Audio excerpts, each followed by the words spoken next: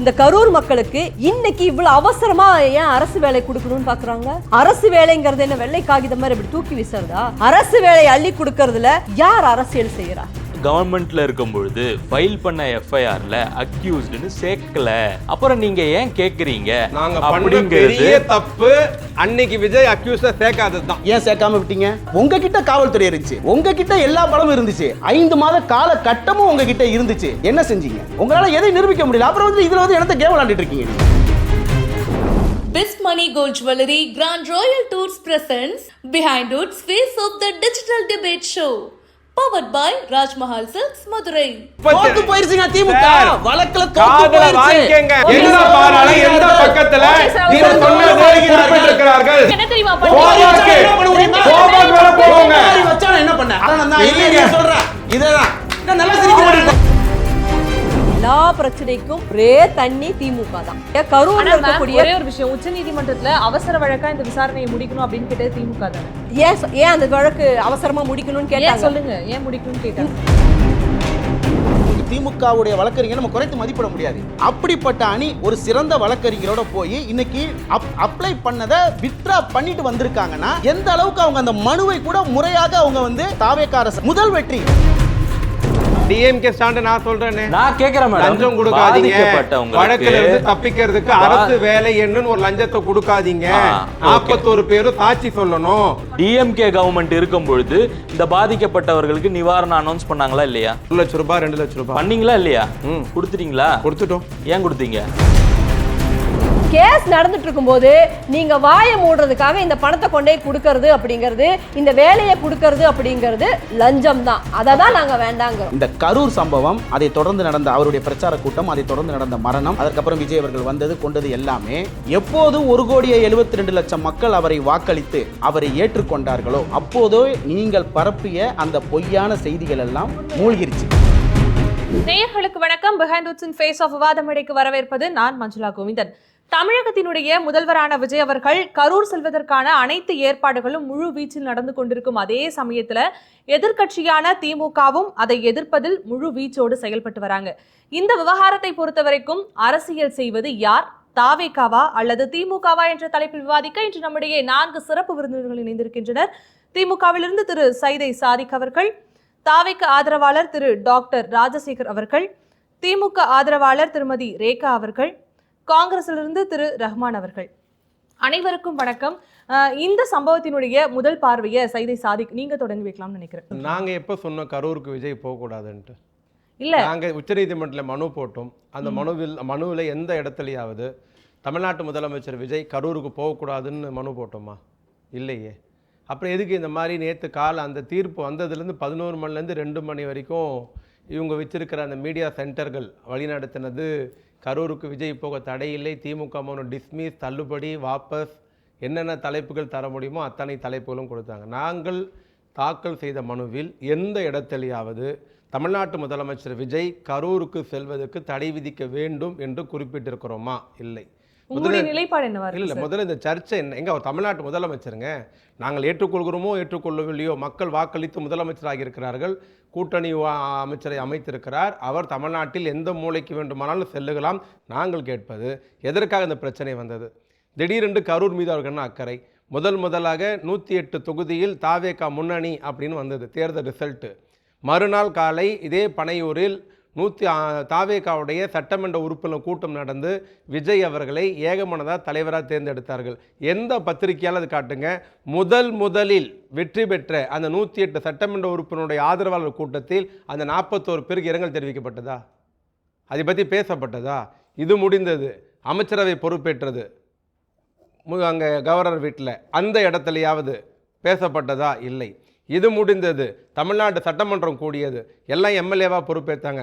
முதல் சட்டமன்றத்தில் coat suit போட்டுன்னு வந்தார், வந்து உட்கார்ந்தார், எழுந்து பேசினார். ஒரு உதாரணம் சொல்லட்டுமா? முதலில் எங்கள் முத்துவேல் கருணாநிதி ஸ்டாலின் முதலில் மக்களால் தேர்ந்தெடுக்கப்பட்ட பொறுப்புக்கு வருகிறார். 1996 சென்னை மாநகர மேயராக அவர் பொறுப்பேற்று அவர் போன இடம் எது தெரியுமா? அவங்க அப்பா கிட்ட போல, அம்மா கிட்ட போல. அவர் பொறுப்பேற்ற இடம் முதல் இடம் எங்கே தெரியுமா போனார்? திமுகவின் கொள்கை பரப்பு செயலாளராக இருந்து மிசா காலத்தில் தன் உயிரை கொடுத்து தளபதி உயிரை காப்பாற்றிய சிட்டி பாபுவின் வீட்டுக்கு போய் அவர் படத்துக்கு மாலை போட்டார். இது பொறுப்பேற்றவுடன். ஐயா நீங்கள் ஜெயிச்சிங்க, அப்போ 41 பேர் ஞாபகம் வரல. சட்டமன்ற உறுப்பினர் கூட்டம் பனையூரில் கூடுது, 41 பேருக்கு இரங்கல் தீர்மானம் போடல. சட்டமன்றம் கூடுது, 41 பேர் இரங்கல் தீர்மானம் இல்லை. முதல் முறை விஜய் தலைமையில் அமைச்சரவை கூடுது, ஒரு வரலாற்று பெருமை தான் அவங்கள பொறுத்த வரைக்கும் அது. அங்கே 41 பேருக்கு இரங்கல் தீர்மானம் வரலை. அப்போ இதே திருச்சியில் கிழக்கு தொகுதியில் நின்று அந்த தொகுதியை ராஜினாமா பண்ணிட்டாருன்னு சொல்லிட்டு அங்கே போயிட்டு நன்றி தெரிவிக்கிற கூட்டம் ஒரு நாள் பேசினார், மறந்துருக்க முடியாது. அந்த ஒரு இடத்துலையும் கரூரை பற்றியோ 41 பற்றியோ பேசலை. திருச்சிக்கும் கரூருக்கும் எவ்வளோ தூரங்க இருக்கும்? கரெக்டாக 70 கிலோமீட்டர். திருச்சிக்கு போய் கிழக்கில் நின்று நன்றி தெரிவித்த விஜய் பக்கத்தில் ஒரு 70 கிலோமீட்டர் கரூருக்கு போகல. அன்னைக்கு ஞாபகம் வரலை. கரூர் உங்களுக்கு எப்போ ஞாபகம் வருது? 41 பேர் எப்போ ஞாபகம் வராங்க? 29ஆம் தேதி கரூர் விஜயபாஸ்கர் ராஜினாமா செய்கிறார். 30ஆம் தேதி செய்தி வெளியிடுறாங்க, கரூருக்கு விஜய் போவார். 1ஆம் தேதி செந்தில் பாலாஜி மீது வழக்கு பாய்கிறது. இதுனா தமிழ்நாட்டு மக்களை முட்டாள் நினச்சிட்டு இருக்கீங்களா? அது வரைக்கும் கரூர் மக்கள் தெரியலையா? கரூரில் பாதிக்கப்பட்டவர் இறந்த கணக்கெல்லாம் வரலையா உங்களுக்கு? கரூர் விஜயபாஸ்கர் ராஜினாமா பண்ண பிறகு தான் கரூருக்கு போகணுன்னே உங்களுக்கு தோணுச்சா? சரி, இது ஏன் திமுக உச்சநீதிமன்றத்தை போச்சு? விஜய் கரூருக்கு போவதை தடுக்கிறார்கள். யார் தடுத்தா? என்ன அவசியம் இருக்குது எங்களுக்கு? எங்கே வேணாலும் போங்க. எங்கே இந்த பேச்சு வந்தது? அதிமுகவை சேர்ந்த புதுக்கோட்டை விஜயபாஸ்கர் அதிமுக தாவேகாவில் சேருகிற நிகழ்ச்சியில் அந்த கட்சியின் துணை பொதுச் செயலாளர் ஆதவ் அர்ஜுனா பேசிய பேச்சு தான் நீதிமன்றத்துக்கு போக வைத்தது. இல்ல, அதுக்கு அடுத்த சுற்றுல பேசலாம் இந்த ஒரு கருத்தை பற்றி. ராஜசேகர் சார், நீங்க சொல்லுங்க, உங்களுடைய முதல் பார்வை. இப்போ உச்சநீதிமன்றத்தில் உச்சநீதிமன்ற நீதிபதிகள் திமுகவை பார்த்து என்ன கேள்வி கேட்டாங்க? Do you want us to restrict chief minister of Tamil Nadu from going to Karur அப்படின்னு கேட்டாங்களா இல்லையா? அவங்களோட திடீர்னு அவங்களா கேட்குறாங்களா, இல்லை திமுகவுடைய கேள்விகளால், இல்லை அவங்க கொடுத்துருக்கக்கூடிய பெட்டிஷன்ஸ்னால, அவங்க ஃபைல் பண்ணியிருக்கக்கூடிய கேள்விகள்னால கேட்டாங்களா? Judge out of the blue நீங்கள் எங்களை சிஎம்ஐ தடுக்க சொல்கிறீங்களா அப்படின்னு ஜட்ஜு கேட்க போகிறாரா, இல்லை இவங்க கேட்டிருக்கிறதுன்னு மேற்கோள் காட்டி கேட்க போகிறாங்களா? அதில் சாட்சியாக சேர்க்கப்பட்டிருக்கிற ஆதவ் அர்ஜுனா, எங்களுக்கு கரூரில் ஒரு கணக்கு பாக்கி இருக்கிறது, காவல்துறையை வைத்து கொன்று குவித்தீர்கள்னா இந்த பேச்சுக்கு தான் லாக் போட சொல்லி போனோம். ஆனா எங்க நீதிமன்றம் என்ன சொல்லிச்சு? இதை கண்காணிக்க குற்றப்பத்திரிகையை தாக்கல் இல்ல மேடம், நான் பேசும்பொழுது நான் பேசிடுறேன், அண்ணன் பேசும்பொழுது அண்ணன் பேசட்டும். நீங்க பேசும்பொழுது எல்லாம் கேட்டுட்டு இருந்தேன். நடுவில் அப்படியே மிசா போராளிலாம் சொருகினீங்கல்ல, அதெல்லாமும் நாங்கள் கேட்டுட்டு தான் இருந்தோம், அமைதியாக இருந்தோம். எங்கள் வாய்ப்பு கிடைக்கும் போது நாங்கள் பேசிடுறோம். ரைட். இப்போ சுப்ரீம் கோர்ட் ஜட்ஜஸ் மேற்கோள் காட்டுறாங்க, நீங்கள் எங்களை ரெஸ்ட்ரிக்ட் பண்ண சொல்கிறீங்களாங்கிறது ஒன்று. ரெண்டாவது, இன்னொரு மேற்கோள் காட்டுறாங்க, நீங்கள் கவர்மெண்ட்டில் இருக்கும் பொழுது ஃபைல் பண்ண எஃப்ஐஆரில் அக்யூஸ்டுன்னு சேர்க்கல, அப்புறம் நீங்கள் ஏன் கேட்குறீங்க அப்படிங்கிறது தப்பு. அன்னைக்கு விஜய் அக்யூஸை சேர்க்காதது தான்.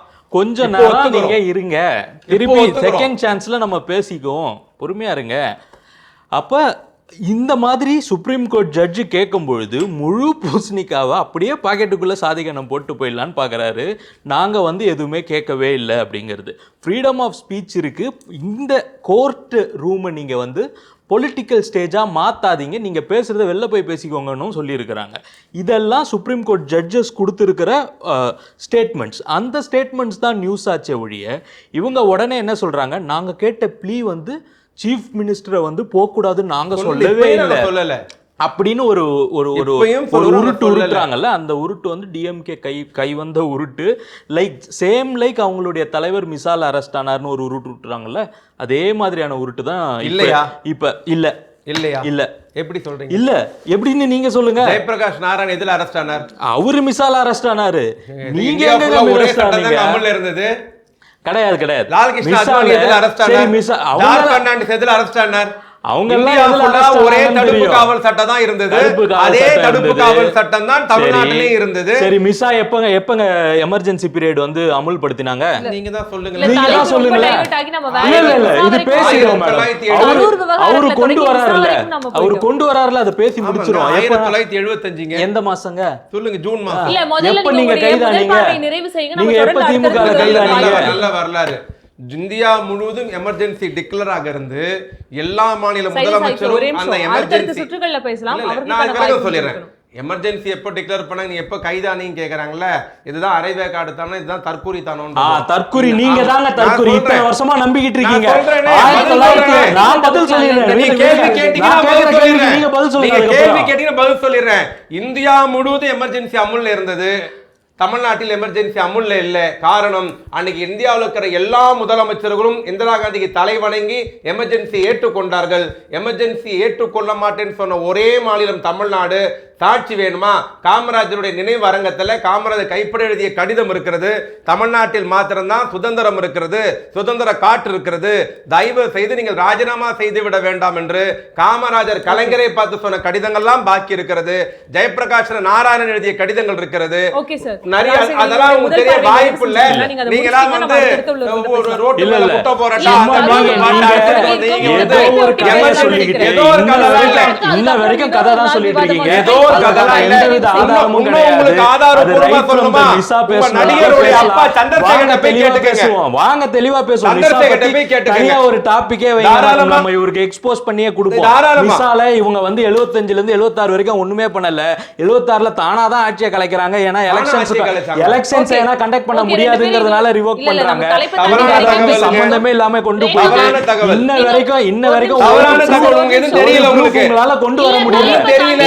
கொண்டு வர முடியல. ஒரு தெரியல. எமர்ஜென்சினா முதல்ல என்னன்னே தெரியல உங்களுக்கு. எனக்கு தெரியும். நீங்க தாங்க நம்பிட்டு இருக்கீங்க. உங்களுடைய கருத்துக்களுக்கான வாய்ப்பு கொடுக்கப்பட்டது, அது முடிஞ்சிருச்சு. இப்போ இந்தியா முழுவதும் ஒழிய முடியாது. ஜார்ஜ் பெர்னாண்டஸ் தமிழ்நாட்டுல வந்து இருந்தார். என்ன காரணம்?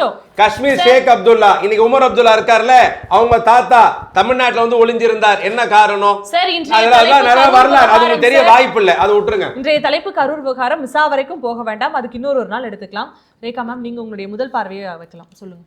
வீட்டில் இருக்கிற அம்மா கிட்ட குழந்தை தலை வலிக்குதுன்னு சொல்லும், தண்ணி குடின்னு சொல்லுவாங்க. வயிறு வலிக்குதுன்னு சொல்லும், தண்ணி குடின்னு சொல்லுவாங்க. கால் வலிக்குதுன்னு சொல்லும், தண்ணி குடின்னு சொல்லுவாங்க. அந்த மாதிரி இன்றைக்கு முதல்வருக்கு ஏற்படக்கூடிய பிரச்சனை, முதல்வர் சந்திக்கக்கூடிய பிரச்சனை, முதல்வர் ஆட்சிக்கு வந்ததுக்கப்புறம் இருக்கக்கூடிய எல்லா பிரச்சனைக்கும் ஒரே தண்ணி திமுக தான்.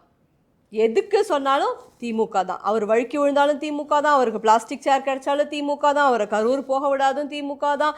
எல்லாத்துக்கும் ஒரே காரணம் திமுக தான். திமுக தான் காரணம்னு அவங்க எங்கெல்லாம் சுட்டி காட்டுறாங்க. கரூரில் ஏற்பட்டது ஒரு விபத்து. அது திட்டம் போட்டு விஜய் அவர்கள் செய்யலை, திட்டம் போட்டு தலைவர் ஸ்டாலின் அவர்களும் செய்யலை.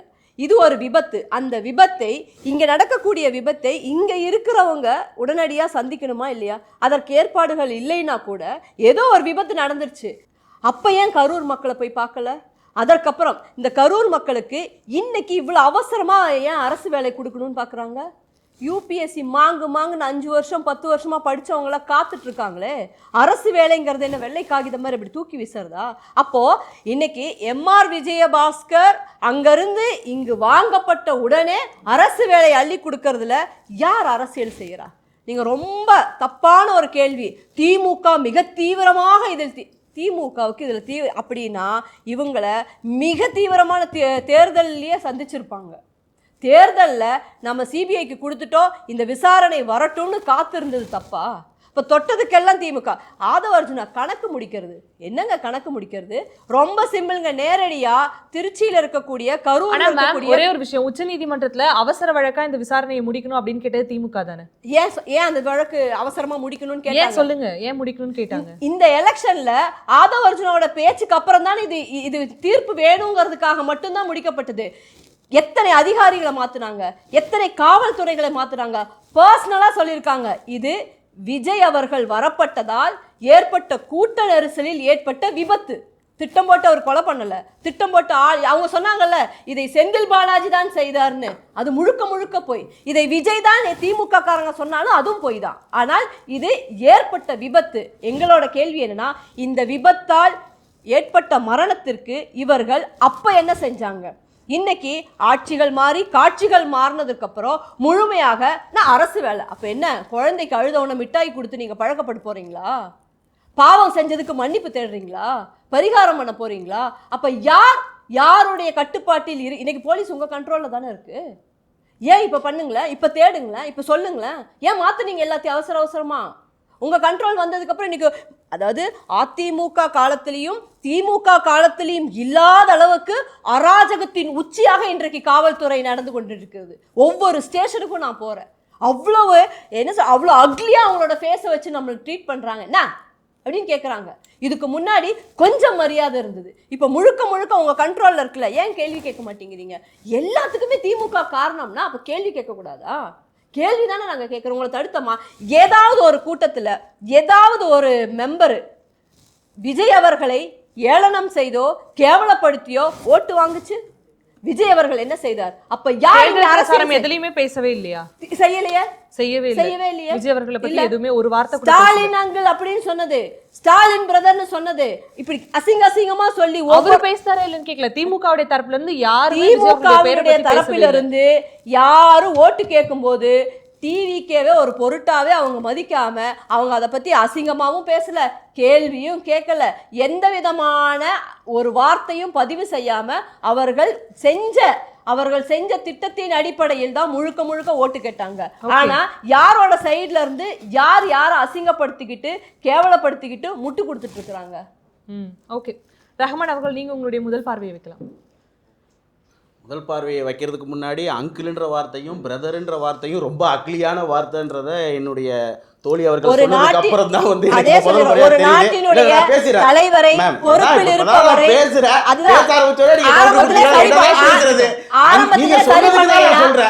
அங்கிள்ன்ற வார்த்தையும் பிரதர்ன்ற வார்த்தையும் அக்லின்ற வார்த்தை நீங்க சொன்னது நிச்சயமா அத இப்ப கேள்விப்பட்டத சொல்றேன், தெரிஞ்சுக்கிறேன்றதுக்காக சொல்றேன். ஆரம்பத்திலே ஒரு சரி செய்யலைனா நீங்க தொடர்ந்து செய்வீங்க. ஒரு நாட்டினுடைய தலைவரை பேர் சொல்லியோ அங்கிள்னு சொல்லியோ மாமான்னு சொல்லக்கூடாது.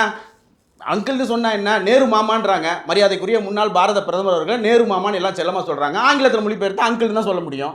அங்கிள்னு ஒன்றும் தவறான வார்த்தை இல்லை, அவர் மரியாதையா தான் பேசுறாரு. ஸ்டாலின் சார் அவர்களே இப்ப என்ன பண்றீங்க, ஸ்டாலின் சார் அவர்களே சொல்றாரு. நீங்க சொல்ற மாதிரியே எடுத்துக்கலாம், இந்த வார்த்தைகள் எல்லாம் பயன்படுத்தலாம். அப்படினாலும் எந்த தோணியில சொல்றன்னு ஒரு விஷயம் இருக்குல்லையா? ஒரு பிரச்சார மேடையில யாரு எப்படி, அது ஒரு தேர்தல் பிரச்சார மேடை, ஓகேங்களா? கேள்வி கேட்கிறாரு. அப்ப அவர் எதிர்க்கட்சி, அப்ப அவர் முதல்வர் கிடையாது, எதிர்க்கட்சியாக இருந்தபோது இந்த நாட்டில் இதெல்லாம் நடக்குதுன்னு கரண்ட் சினரியோக்கு வருவோம். மேடம் இப்ப சொல்றாங்க அப்ப திமுக இல்ல, இப்ப கரண்ட் சினரியோ. ஆமா, அப்ப நாங்க திமுகவோட தான் இருந்தோம், திமுகவுக்கு ஆதரவாக தான் பிரச்சாரம் பண்ணோம். நானும் வந்து டிபேட்டுகள்ல திமுகவுக்கு ஆதரவாக தான் கேட்டேன். திமுகவுடைய கூட்டணி சரியில்லைன்னு சொல்லி நாங்க ஒன்றும் தாவேக்காக்கு போகல. ஆட்சி அமைப்பதற்கு திமுகவிடம் நாங்கள் இருந்தாலும் திமுக ஆட்சி அமைக்க முடியாது. என்னுடைய பார்வையை வச்சிடறேன். இப்ப அவங்க சொன்னாங்க கரூருக்கு வந்து இப்ப ஏன் அரசு வேலை கொடுக்குறீங்க, நீங்க அப்ப இருந்தீங்களே, எங்க ஆட்சிக்கு வந்தா தானங்க ஏதாவது செய்ய முடியும். அன்னைக்கு 41 பேர் இறந்து போனாங்க, திமுக அரசு 10 லட்ச ரூபாய் இழப்பீடு கொடுத்துச்சு. நீங்களே வார்த்தைக்கு வார்த்தை திரும்ப திரும்ப சொல்றீங்க அது விபத்து, யாரும் திட்டமிட்டு எதுவும் பண்ணல. அந்த விபத்துக்கு திமுக அரசு 10 லட்ச ரூபாய் கொடுத்துச்சு, அப்ப இருந்த தாவேக்கா அரசு 20 லட்ச ரூபாய் கொடுத்துச்சு. ஓகேங்களா? ஆட்சிக்கு வந்தாங்க, அரசு வேலை கொடுக்குறாங்க. பாதிக்கப்பட்ட மக்களுக்கு அரசு வேலை கொடுக்கப்படுறதுல உங்களுக்கு என்ன பிரச்சனை? சாட்சியை கழித்து விடுவார்கள். எப்ப? அரசு வேலை என்பது சாதாரணமாக எடுத்து கொடுக்கக்கூடிய ஒரு பணி அல்ல. அவங்களுக்கு என்ன வேலை கொடுக்குறாங்க என்னன்னு பாருங்க. பாதிக்கப்பட்ட ஒரு குடும்பம், ஒரு வளரும் குழந்தைய ஒருத்த குடும்பம் இழந்திருக்கு, அந்த குழந்தை இருந்தால் என்ன ஈடு இருக்கும், அவங்களுக்கு ஒரு அரசு வேலை கொடுக்கணும்னு நினைச்சு கொடுக்குறாங்க. இனிமே பாப்போம்.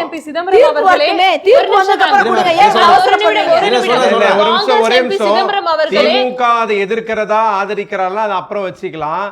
உங்க 4 நாற்காலியில ஒரு நாற்காலி முட்டு கொடுத்துட்டு இருக்கிற 2 கம்யூனிஸ்டுகளும் இன்னைக்கு அரசு வேலை தருவதை எதிர்த்திருக்கிறார்களே. காங்கிரஸ் கட்சியில இருக்கக்கூடிய கார்த்திக் அவங்களுக்கும் அது பொருந்துமா? கம்யூனிஸ்டுக்கும் பொருந்துமா? நல்லா சொல்றேன் கேளுங்க. அரசு வேலை கொடுக்க வேண்டும் என நினைப்பது தாவேகா அரசு எடுத்த அவங்களுடைய அரசின் முடிவு. அதில் உள்ளது கொடுப்போம் கொடுக்க மாட்டோம் என்ற விமர்சனங்களை கம்யூனிஸ்ட் போன்ற கட்சிகள் வெளியில இருந்து அவங்க தெள்ள தெளிவா சொல்றாங்க. காங்கிரஸ்ல மரியாதைக்குரிய தலைவர் கார்த்திக் சிதம்பரம் அவர்கள் சொல்லியிருக்காங்க இது இப்படி இல்லையேன்னு. பொதுவாகவே காங்கிரஸ்ல வந்து பாத்தீங்கன்னா ஜனநாயகம் அதிகம். இதற்கு முன்பு நாங்கள் திமுகவில் இருந்த போது கூட மரியாதைக்குரிய தற்போதைய தலைவர் மாணிக்கம் தாகூர் அண்ணன் நம்ம தாவேக்காவோட போலான்னு நினைச்சாங்க. அந்த மாதிரி ஜனநாயகம் நிறைந்த கட்சி. பேச்சுக்கள் அது கிடையாது. கான்செப்ட் இவ்வளவு நாள் அமைதியாக இருந்த திமுக இப்போது எடுக்க திடுதிடுப்புன்னு போகுது. திமுகவுடைய அந்த லீகல் அணி இருக்க, அந்த வழக்கறிஞர் அணி எப்படிப்பட்ட அணினா, முன்னாள் கவர்னர் அவர்களே வந்து மண்டிட வச்ச அணி. அந்த அளவுக்கு அவங்க லீகல் ரொம்ப ஸ்ட்ராங்கான ஒரு டீமுக்கு. திமுகவுடைய வழக்கறிஞர் நம்ம குறைத்து மதிப்பிட முடியாது. அப்படிப்பட்ட அணி ஒரு சிறந்த வழக்கறிஞரோட போய் இன்னைக்கு அப்ளை பண்ணதை வித்ரா பண்ணிட்டு வந்திருக்காங்கன்னா எந்த அளவுக்கு அவங்க அந்த மனுவை கூட முறையாக அவங்க வந்து முதல் வெற்றி, அதாவது தாவேகா அரசு ஆட்சி அமைத்ததற்கு பிறகு முதல் முறையாக திமுக அரசு உச்சநீதிமன்ற நீதிபதி சொல்றாரு ரொம்ப தவறான தகவலை பதிவுகிறார்கள். ஆதவர்ஜனா மீது தேவைப்பட்டால் அவதூறு வழக்கு போடுங்கள், தேவைப்பட்டால் விஜய் மீது அவதூறு வழக்கு போடுங்கள். உங்களுடைய புகாரை கொண்டு போய் நீதிபதி வழக்கை கண்காணிக்கிற விஸ்வநாதன் அசோக் அரோரா சொல்றாரு, 2 பேரும் சொல்றாங்க, ஏங்க ஒழுங்கா பாங்க, விஜய் அவர்கள் முதல்வர் அவர்கள் எஃப்ஐஆர்ல இல்ல, அவர் குற்றவாளியே இல்ல, அவருடைய பேச்சுரிமைக்கு நாங்க தடை செய்யணுமா? இல்ல பேச்சுரிமைக்கு இல்ல, அரசாங்கத்தை நாங்க எப்படி வழிநடத்தணும்னு சொல்லணுமான்னு கேள்வி மேல கேள்வியா கேக்குறாங்க. கொட்டுப்பட்டு போய் வெளியே வராங்க, நாங்கள் விட்ரா வாங்கிக்கிறோம் சொல்றாங்க. மொத்தம் 37 பக்க ஜட்ஜ்மென்ட். அது எந்த பக்க ஜட்ஜ்மென்ட் நீங்க சொல்லுங்க? 37 பக்க ஜட்ஜ்மென்ட்ல நீங்க எந்த பக்க ஜட்ஜ்மென்ட் சொல்லுங்க? அலந்தரா வராதீங்க இங்க. இந்த கதல இங்க வேணாம். கொட்டு மேல கொட்டு. அந்த 37 பக்க ஜட்ஜ்மென்ட்ல எந்த பாரால அங்க இருந்து விட்ரா பண்ணி வந்திருக்கு. உண்மை இதுங்க 37 போயிருச்சுங்க. திமுக வழக்குல தோத்து போயிருச்சுங்க. நான் சொல்றத வாங்குங்க. 37 பக்க ஜட்ஜ்மென்ட்ல எந்த பக்கம் எந்த பக்கத்துல நீங்க சொன்னது இருக்கு? எந்த பக்கத்துல இருக்கு? உங்க கருத்து கேக்குறீங்க. நீதிமன்றத்துடைய கருத்து, நீதிமன்றத்துடைய உங்க கருத்து வேண்டாம் இருக்கு. உங்க கருத்து யார் கேட்டாங்க? உங்க கருத்து வேண்டாம். யார் பேசுறதுமே உங்க கேட்காது. கருத்து வேண்டாம். உங்க கருத்து வேண்டாம். நீங்க சொன்ன ஜட்ஜ்மென்ட்ல எங்க இருந்தீங்க? என்னுடைய நேரத்துல நீ எவ்வளவு கத்து பேசினாலும் சபை ஏறாது, சபை ஏறாது, ஏறாது. பொய். இல்லாத ஒண்ணை இருப்பதாக சொல்வது பொய். எல்லாத்தையும் பொய். இல்லாத பொய்யை இருப்பதாக சொல்வது பொய். எந்த பாராளி எந்த பக்கத்துல நீங்க சொன்னதை குறிப்பிட்டிருக்கிறார்கள்? ஆனா ஒண்ணு குறிப்பிட்டிருக்காங்க. நான் ஒண்ணு சொல்லட்டுமா? இங்கேயும் ஒப்பாரி வைக்கிறார்கள். இல்ல முட்டு கொடுத்துருக்காங்க. சோபாக்கு வர போடுவாங்க.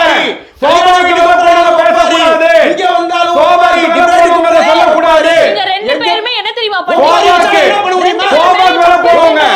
என்ன பண்ண? அமைச்சரவைக்கு ஓடி போடுவாங்க. சோபாக்கு வர போடுவாங்க. கேவலம் ஒரு சோபாக்கு வர போடுவாங்க. பேசக்கூடாது. இவர் இங்க சோபாக்கு வர போடுவாங்க. ஒத்துக்க சொல்லுங்க. சோபாக்கு வர போடுவாங்க. கோலம் அடிக்க முடியும். சாதிகனா தவறான கருத்து பதிவு செஞ்சு மக்கள் புரியுவாங்க. நீங்க இல்ல, இல்ல.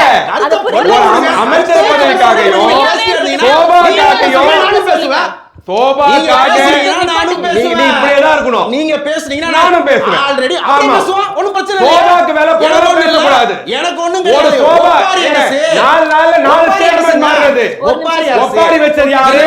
மாத்தி பேசுறது யாரு? கேரளாவுல வந்தது யாரு? சோபாக்கு மாறுறது யாரு? அமைச்சரவைக்கு மாறுறது யாரு?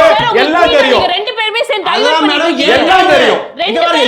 சோபாக்கு மாறுறது யாருன்னு தெரியும். மேடம், ஏன் கைத்துல ஒரு நான் சோபாக்காக பேசுறேன். மாறுறது யாருன்னு தெரியும். ஒப்பாரி அரசு இங்க தேவையா? இங்க சோபாக்கு என்ன பண்ணுவா? பதவிக்கு ஒப்பாரி எப்ப வைக்கிறீங்க? எங்க பார்த்தாலும் ஒப்பாரியா இருக்கு. அவசியமே இல்லை எங்களுக்கு. பெரிய காலையில ஒரு பேச்சு, மதியம் ஒரு பேச்சு, போன ஆளுங்க இங்க கூட்டல்ல சேரன் ஒரு பேச்சு, சேரமாட்டன் ஒரு பேச்சு, ஸ்டாலின் கேளுங்க ஒரு பேச்சு, கேட்காதீங்க ஒரு பேச்சு. கேவலம் பதவிக்காகயா? அறிவாலய பயிற்சி ஒரே கேவலம் பதவிக்காகயா? பதவிக்காகயா? சோபாக்காகயா? செல்ல விவாதத்தை சோபாக்காகயா? பண்ணலாம். ஏன் நேரத்துல அவர் பேசினா ஏன் நேரத்துல அவர் இங்க பேசினா பேச மாட்டீங்கன்னு தெரிஞ்சிருச்சு. ஏன் நேரத்துல அவர் பேசினா அவர் பேசும்போது கருத்து நிறைவு செஞ்சு உங்க கருத்து நான் அண்ணன் பேசும்போது நான் பேசினேன். நான் கேட்டேன்ல, நான் 2 நிமிஷம் பேசினா அண்ணன் நோட்ஸ் எடுத்து பேசட்டும். சரி, தம்பி நீ சரி, சொல்ல முதல் தப்பு நான் கேட்க பார்வையை போறேன். நிறைவு அதுக்குள்ள நான் நான் என்ன பண்ணுவேன்? ஒண்ணுதான் கேட்டேன். அதுக்கு நீங்க பதில் சொல்ல இல்லாம நான் மரமாட்டினே போனா இதுல மாதிரி 100 பேர் தான் தெரியும் எங்களுக்கு. நீங்க இன்னும் 1000 பேரை கூட பாருங்க. அதுக்கு என்ன பண்றது? புரியுதுங்களா? நீங்க பாக்குறது தடுக்க நாங்க முடியாது. யார்ட்டி சோபா வாங்கல. நான் பேசுறேன். முதல் பார்வை நிறைவு நான் செய்யுங்க. ஒண்ணும் நான் ஒப்பாரி வைக்கல. ஒரு நிமிஷம். நான் சோபா நான் வாங்கல. ஒப்பாரி வைக்கல. சரி, அடுத்தது கல்யாண வீடா போய் ஒப்பாரி ஒரே வைக்கல. நிமிஷம், நான் என்ன பண்ணுவேன்? சார் நான் கல்யாண வீட்டில் காதல் மொய்தில் வைத்த ஒப்பாரியே இருக்கிறது. அதே கல்யாண வீட்டில் காதல் மொய்தில் வைத்த ஒப்பாரி எல்லாம் கூட நிறைய இருக்கு. அதுதாலும் முடியாதுன்னு ஆட்சி போயிடுச்சு. என்ன பண்றது? என்ன அவர் பண்றது? பேசட்டும். அவர் பேசின என் உடனே டயத்துல நான் அவர் பேசணும். சொல்றதுல இது தப்புன்னு அதுக்கப்புறம் நீங்க நான் சொல்லுங்க. கேட்டுக்கிறேன், ஏன்னா 2 அமைதியா. பேரும் பேசினா இடம் யார் வைக்க மாட்டேன். பேசுறது எதுவுமே புரியாது. நான் அண்ணன் பேசும்போது நான் இடமறிக்க மாட்டேன். உங்க நான் முதல் கேட்டுக்கிறேன் பார்வை அவர் நிறைவு சொல்றத. செய்யுங்க. உங்க முதல் பார்வை நிறைவு ஓகேயா? அப்ப இவங்க என்ன பண்றாங்கன்னா, போய் திமுக வந்து இவ்வளவு ஸ்ட்ராங்கா இருந்த ஒரு அணி போய் நீதிமன்றத்துல அந்த வழக்கை வாபஸ் வாங்குறாங்க. ஏன்னா நீங்கள் அப்ளை பண்ணதுல எதுவுமே கிடையாது. ஒரு சிஎம் போகாதீங்கன்னு தடுக்க முடியாது. ஒரு சிஎம்க்கு வந்து அரசு வேலை கொடுக்காதீங்கன்னு தடுக்க முடியாது. ஒரு சிஎம்னுடைய பேச்சை நாங்கள் வழி நடத்த முடியாது. அப்ப அவசர கதியில ரொம்ப வேகமாக 10ஆம் தேதி முதல்வர் விஜய் அவர்கள் போறாரு. மேபி அவர் போனதுக்கு அப்புறம் கூட உங்களுக்கு கவுண்டர் பாயிண்ட் கிடைக்கலாம். அங்க போனதுல என்னென்னலாம் நடந்துச்சு அப்படின்னு. எதற்கு இவ்வளவு அவசரப்படுறீங்க? டைம் கொடுங்களேன். ஏன் இந்த மாநிலத்தின் முதலமைச்சர் ஒரு சம்பவம் நடந்த மாநிலத்துக்கு ஏன் அப்போ போகல? ஏன் முந்தானத்து போல? ஏன் நேத்து போல? ஏன் இன்னைக்கு போற? சார் நாளைக்கு போனா பிரதர் இது அப்போ சாவு அதானே- கல்யாணம் இல்ல. அப்போ அதானே கேட்பீங்க அக்கா நீங்களும் இல்ல இல்ல இதே மரணம் கல்யாணம் மரணம் தான் இல்லைங்க. இல்லைங்க சொல்றேன் இதேதான் நான் நல்லா காமெடி சிரிக்கிறேன் பண்ணாதீங்க. காமெடி பண்ணாதீங்க. நாங்க போய் கேட்ட மாதிரி கரூருக்கு Okay, போக sir. கூடாதுன்னு. ஒரு நிமிஷம் தொடர்ந்து பேசலாம். கரூருக்கு போக கூடாதுன்னு சொன்னோமா? கரூருக்கு நாங்க திருப்பி கேக்குறோம். அதுக்குள்ள மறுபடியும் ஐயோ நாங்க கரூருக்கு போக கூடாதுன்னு. இப்படி அழுவுறதுக்கு ஒப்பாய் வைக்கிறதுக்குலாம் கூட்டி வந்துருந்தீங்கன்னா என்னங்க இது சார் கரூர் வழக்கு ஆவணத்துல விஜய் அவர்களுடைய பெயரே இடம்பெறல. இங்க ஆனா psychological தொடர்ந்து ஆ சார் ஒரு வச்சுக்கலாம். நிமிஷம். சைக்காலஜிக்கு என்ன வச்சுக்கலாம். ட்ரீட்மெண்டா வச்சுக்கிட்டு இருக்காங்க எது பேசுறத வேணா பேசுறத வச்சுக்கலாம். ஒருத்தர இந்த ஒரு புரியுதுங்க. நிகழ்ச்சியை அப்படியே நான் பொதுமக்கள் பேசுவேன். எல்லாருமே பார்த்துட்டு இருக்காங்க. தவறான கருத்துக்களையும் தாராளமா. தவறான நான் வார்த்தைகளையும் முதல்லயே நீங்க கேள்வி பயன்படுத்த வேண்டாம். கேட்டேன். நாங்கள் போட்ட மனுவில் எங்களுடைய கரூருக்கு போக கூடாது எங்க குறிப்பிட்டோம்னு சொன்னோம். அது அவர் சொல்லணுமா இல்லையா? நாங்கள் போட்ட மனுவுல விஜய் கரூருக்கு போக கூடாது அப்படின்னு தடை கேட்டோமா இல்ல ஏதாவது குறிப்பு கேட்டோமான்னு கேட்டேன். அதுக்கு அவர் பதில் சொன்னாரா? சொல்லுங்க திருப்பி அவரே சொல்றாரு நீங்க எப்படி முதலமைச்சர் கரூருக்கு போக இவங்க என்ன கூடாது. வழக்கு போட்டாங்கன்னு கேளுங்க ஒரு நிமிஷம் சார். இவங்க வழக்கு போட்டாங்க வழக்கு சொல்லுங்க முதல் கேள்விக்கு பதில். இந்த வழக்கு சொல்லுங்க. நாங்கள் போட்ட மனுவில் ஆ. முதலமைச்சர் விஜய் கரூருக்கு செல்வதற்கு தடை தாருங்கள் கேட்டோமா? நீங்க சொல்லுங்க ஏன்னா உச்சநீதிமன்ற ஜட்ஜ் கேட்டிருக்காங்க நீதிபதி அவர்கள் கேட்டிருக்காங்க ஏங்க, ஏங்க, பெரிய அவர் சட்டப்புலி மாதிரி அதான் பேசுறீங்க கேட்கிறேன், இப்பதான். கேட்கிறேன். ஏன்னா இவர் வந்து அவர் பேசி முடிக்கட்டும். இல்ல, நீதிபதி நீங்க அவர்கள் பேசும்போது அவருக்கு இடைமறுப்பு நீங்க என்ன சரி சொன்னீங்க? ஓகே ஃபுல்லாவே கேட்டு முடிக்கட்டும் நான் இப்ப திருப்பி அதை நான் முதல்லயே கேட்டேன். Okay, sir, ரெண்டாவது சொல்லுங்க. பதில் சொல்லுவாருன்னு சொல்லுங்க பார்த்தேன். சொல்லுங்க. சொல்லுங்க கேளுங்க கரூருக்கு போறப்போ முதலமைச்சர் பேச்சை நீங்க எப்படி தடுக்கலாம்? முதலமைச்சர் கரூருக்கு போறதை நீங்க எப்படி தடுக்கலாம்? அவர் வேலை வாய்ப்பு தர்றதை எங்க தடுக்கலாம்? இது மூணுமே நாங்க மனுவுல குறிப்பிடவே இல்லை. நாங்கள் குறிப்பிட்டோம்னு சொன்னா கண்டிப்பா அவர் திருப்பி பேசுவார். நாங்கள் தாக்கல் செய்த சரி, மனுவில் என்ன எந்த குறிப்பிட்டாருன்னு பக்கத்தில் சொல்லிட சொல்லுங்க. எந்த பக்கத்தில் அப்ப மனுல என்ன இருங்க, குறிப்பிட்டீங்கன்ற இருங்க, கேள்வி தெரியாம இப்ப சொல்லுங்க. பேச வந்து எங்க கிட்ட தெரிஞ்ச கூட தெரிஞ்சுக்கிட்டு வந்திருக்கணும். இல்ல சொல்லிடுங்க ஒரு நீங்க தான் சொல்றேன். சொல்லிடுங்க. நாங்கள் எந்த பக்கத்தில் எந்த பாராவில் அப்படி குறிப்பிட்டோம்னு அவங்க சொல்லணும். விஜய் கரூருக்கு போக கூடாது, வேலை வாய்ப்பு தரக்கூடாது, அவர் கரூர் போக தடை கேட்கணும். இதை திமுக தாக்கல் செய்ததா என்பதை நீதிமன்றம் நீதிபதி 1000 கருத்து தெரிவிச்சுட்டுக்கிட்டோம். எங்க மனுவை டிஸ்மிஸ் பண்ணதாவே இருக்கட்டும், இல்லை நாங்கள் வாபஸ் வாங்கினதாவே இருக்கட்டும், இல்லை எங்களை எப்படி கைட் பண்ணி ஆட்ட மனு கொடுக்க சொன்னாங்கன்றதெல்லாம் இருக்கட்டும். நாங்கள் தாக்கல் செய்த மனுவில் இந்த 3 விஷயம் இருந்ததா என்பதை சட்டம் பறிச்ச அறிவாளிகள் எங்களுக்கு தெரியப்படுத்தணும். ஒன்று நான் மீண்டும் மீண்டும் சொல்லுவேன். அப்போ என்னங்க நீங்கள் என்னங்க தாக்கல் பண்ணீங்க? இந்த பிரச்சனை எங்கெங்க வந்தது? நான் முதல்ல தெளிவாக சொன்னேன். தூங்கிட்டு இருந்தீங்களா? ஆதவ அர்ஜுனா விஜயபாஸ்கர் அவர்கள் தாவேகாவில் சேர்கிற நிகழ்ச்சியில் ஆதவ அர்ஜுனா பேசிய பேச்சு தான் இந்த மனுவிற்கு மூல காரணம். காவல்துறையை வைத்து கொன்று குவித்தார்கள் அப்படின்ற ஒரு வார்த்தையை ஆதவ அர்ஜுனா பயன்படுத்தினார். ஆதவ அர்ஜுனா அந்த வழக்கில் ஒரு சாட்சியாக சேர்க்கப்பட்டிருக்கிறார். அந்த வழக்கில் குற்றவாளியாக சேர்க்கப்பட்டிருக்கு. இவர் என்ன சொல்றாரப்போ எங்களுக்கு ஒரு கணக்கு பாக்கி இருக்கிறது. என்ன கணக்கு? ஒரு அமைச்சர் பேசுகிற பேச்சா அது? காவல்துறை வைத்து கொன்று குவித்தீர்கள். காவல்துறை கொன்று குவித்ததா?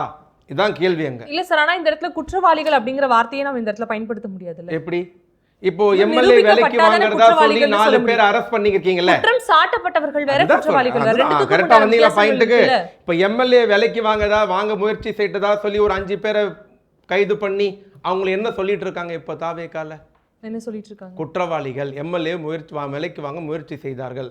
குற்றவாளிகளா அதுவும் தவறு குற்றம் சார். சாட்டப்பட்டவர்களா? சார், அப்படி சொன்னா அதுவும் தவறு, நீங்க சொல்றதும் அனைத்தும் தவறு சார். நீதிமன்றம் விசாரணைக்கு பிறகுதான் தெரிய வரும். ஓகேங்களா?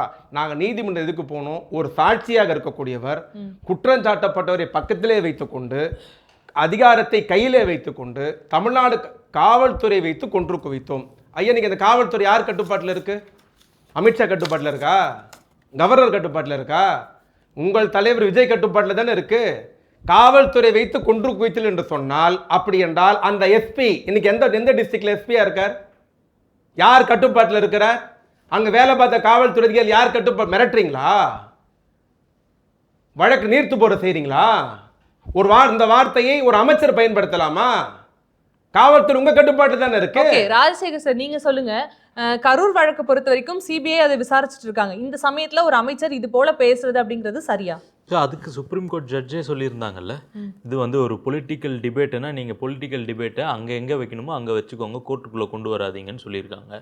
உங்களால் முடிஞ்சால் நீங்களும் பேசிக்கோங்கன்னு சொல்லியிருக்காங்க. அப்படி இல்லையா நீங்கள் சிபிஐயில் வந்து இதுக்கான பெட்டிஷன் கொடுங்க. ஆமாம், முடிஞ்சா உங்களால் முடிஞ்சா நீங்கள் போய் சிபிஐயில் போயிட்டு நீங்கள் கொடுங்க. உங்களால முடிஞ்சா பேசிக்கோங்கன்னு சொன்னாங்க. இதுக்கெல்லாம் கொண்டு வராதீங்கன்ட்டாங்க. உங்களுடைய அரசியல் அரசியல் கிடையாது. சண்டை அந்த அதுவும் பேச்சு தப்பு. இங்க எடுத்துட்டு அந்த வராதீங்க. உங்களுடைய நான் அரசியல் சொல்றேன். சண்டையை அவங்க சொன்ன அதான் வார்த்தை. நீங்க பேசிக்கலாம் அப்படின்னு அப்படிலாம் சொல்லல, சொன்னாங்க. அப்படிலாம் சொன்னாங்களா? சொல்லல. இல்ல உங்க அரசியல் என்னன்னா- சண்டையை நீதிமன்றத்துக்கு வெளியே வைத்துக் கொள்ளுங்கள். அவர் பேசியதில் உங்களுக்கு சர்ச்சை இருக்குன்னு தெரிந்தால் இந்த வழக்கை Defamation கண்காணிக்கிற suit போடுறீங்க. உச்ச சரி, நீதிமன்ற நீங்க நீதிபதி என்ன எடுத்துக் பண்ணுங்க கொள்ளுங்க. மேடம், அண்ணனை மட்டும் தனி இன்டர்வியூ தப்பு வைங்க. தப்பா இல்ல சார், சொல்லாதீங்க. இல்ல, Full அது மட்டும் focusல. கிடையாது. ஆதவர்ஜுன் அவர்கள் பேசும்போது அது அவர் கரூர்ல மட்டும் ஒரு full கணக்கு focusல இருக்கு எங்களுக்கு வச்சிருங்க. அப்படின்னு சொல்லியிருந்தார். அது என்ன கணக்கு? அது எந்த கணக்கா வேணா இருக்கலாம்.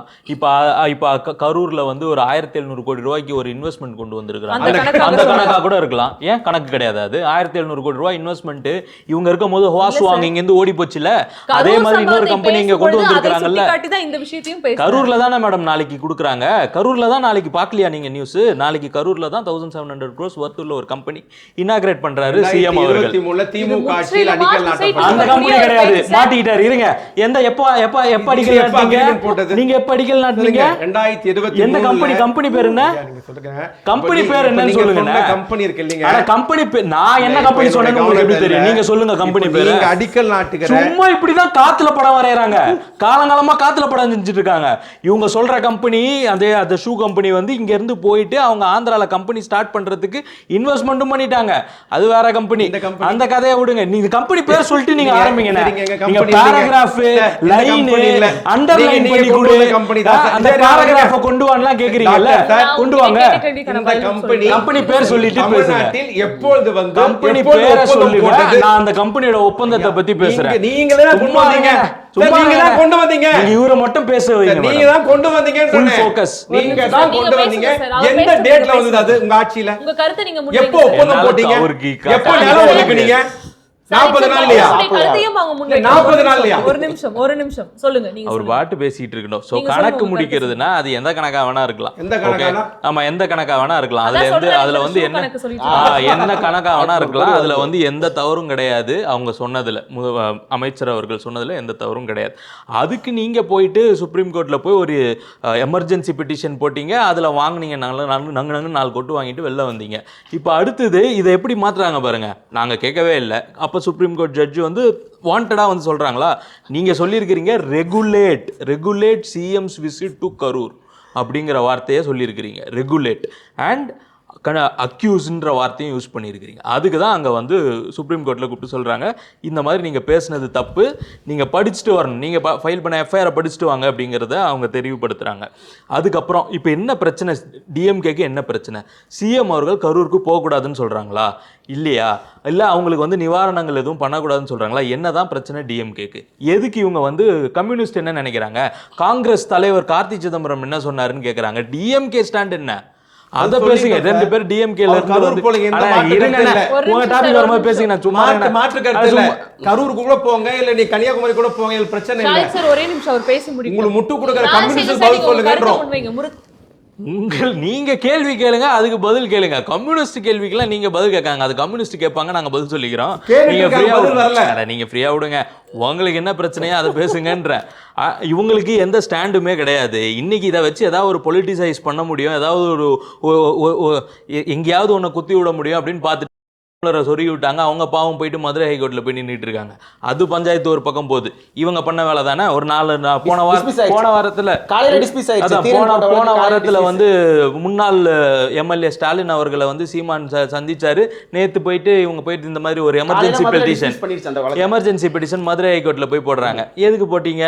என்ன பிரச்சனை உங்களுக்கு? இந்த பாதிக்கப்பட்டவங்களுக்கு வேலை கொடுக்கல. ஏன் பாதிக்கப்பட்டவங்களுக்கு வேலை கொடுக்க கூடாதா? திருமணத்தின் போது நடந்த ஒரு சந்திப்புக்கு இந்த மாதிரி உள்நோக்கம் இருக்கு. ஆமா, உள்நோக்கம் இல்லாமலாம் இல்ல. இவங்க எல்லாருமே ஒண்ணு கூடுறதுலயும் உள்நோக்கம் இருக்கு. கவர்னர் மாளிகைக்கு 3 கட்சி பிஜேபி, ஏடிஎம்கே, டிஎம்கேன்னு லைனா போய் ஒரே பெட்டிஷன் ஆல்மோஸ்ட் ஜெராக்ஸ் எடுத்து பேர் மட்டும் தான் மாத்திருக்காங்கன்னு நினைக்கிறேன். அதே மாதிரி பெட்டிஷன் அச்சசலா கொண்டு போய் இருங்க உங்க டாபிக் வரும், டைம் வரும் கொடுப்பாங்க. எடுத்துட்டு போய் கொடுக்கும் பொழுதும் இவங்களுக்கு வந்து ஒரு உள்நோக்கமும் இதுல கற்பிக்கிறதுக்கே கிடையாதா? டிஎம்கே வந்து அப்படியே மைக்ரேட் ஆகி பிஜேபி பக்கமும், ஏடிஎம்கே ஏற்கனவே அது வந்துருச்சு. டிஎம்கே ஏடிஎம்கேங்கிறது பேசி புளிச்சு போச்சு.